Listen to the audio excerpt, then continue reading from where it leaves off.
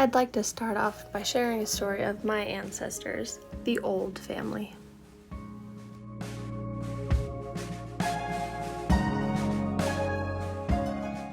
This story starts in Cornwall, England, with Elizabeth Urren.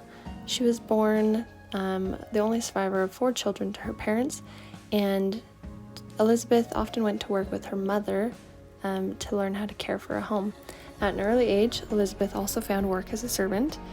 Later on in life, Elizabeth married Emmanuel Olds, knowing he wanted to move to South Africa for work. Their voyage took 4 months to reach South Africa.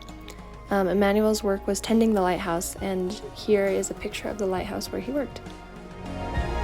While living in South Africa and her husband working at the lighthouse, Elizabeth had 4 children who were born there, and Elizabeth's husband, Emmanuel, eventually became addicted to alcohol and was very unpleasant to live with.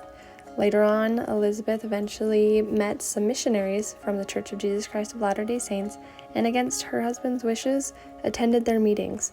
That same year, she joined the church, and her husband refused to entertain the idea.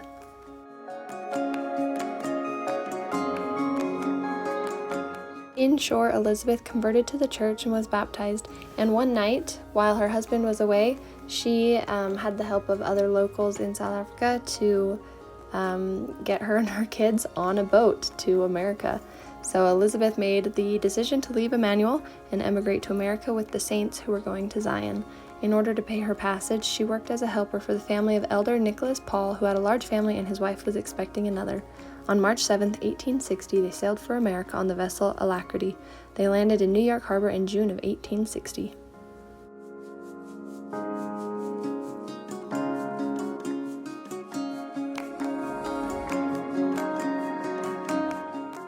The reason I share Elizabeth's story is because I believe it is very indicative of many of the saints who were traveling at the time and who were making the long, arduous journey from other countries even to make it to Utah.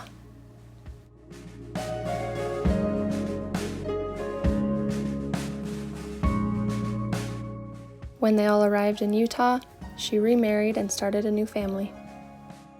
In order to sustain herself and her 3 small children, Elizabeth applied for a position as a housekeeper for a widower, William Theobald. After 2 months, it was decided that inasmuch as pioneers had to be practical people, that Elizabeth needed a father for her children and William needed a mother for his 7. They would get married. They were married in the president's office by President Brigham Young. Elizabeth and William had 7 more children.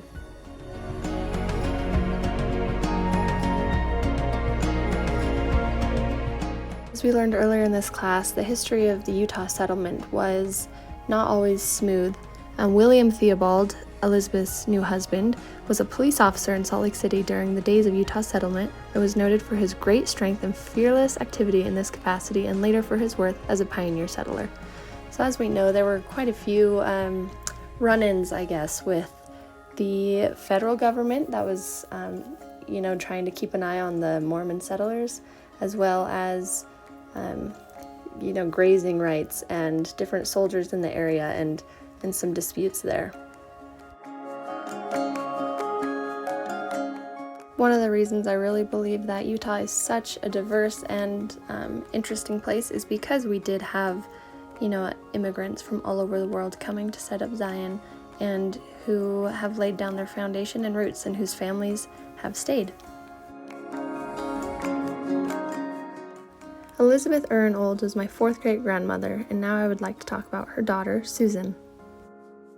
Susan arrived in Utah with her mother, and later on in life married Benjamin Turner, who was also another pioneer who made it to Utah.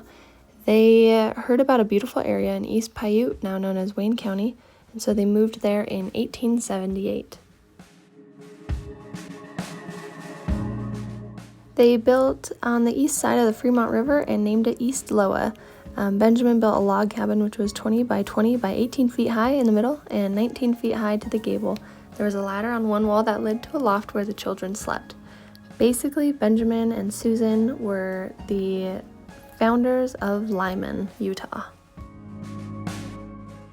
When they moved over to East Paiute, or Wayne County, which we now know as Lyman, Utah, Samson, a brother-in-law of Benjamin, came with them. He had been sent by the church with a herd of cattle.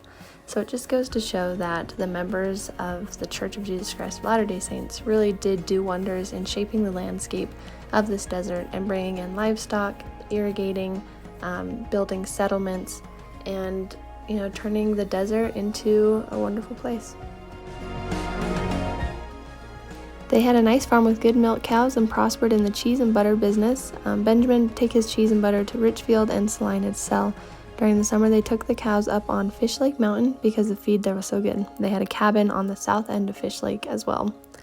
They also did most of the weaving of cloth for the townspeople. They wove a special kind of cloth of wool and linen called linsey. As you can see, it just takes a few families with a lot of hard work ethic and grit to turn a desert into a blossoming rose. And thanks to those settlers and Native Americans, we now have Utah and what we know today.